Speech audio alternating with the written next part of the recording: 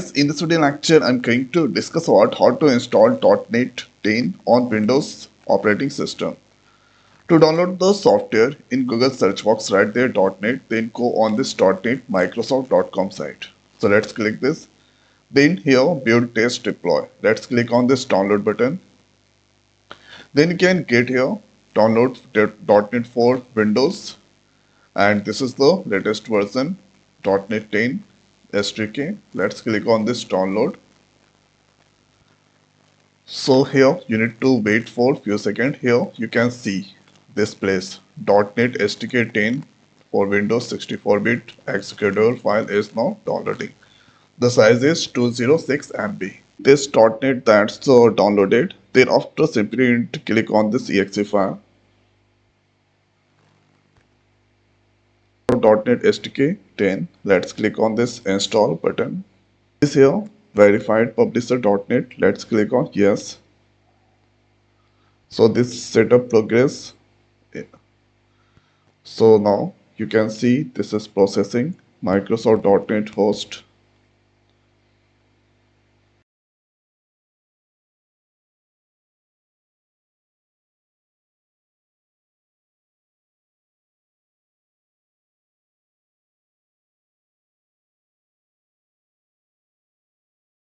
The installation successfully completed Microsoft.NET SDK 10.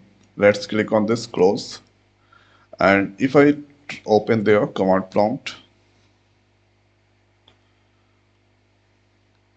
write there .NET. Then you can see this all that's come there. For help, you can use this .NET-h info. So write there .NET-h. Then helping contents that will coming there. Here you can see SDK run new clean.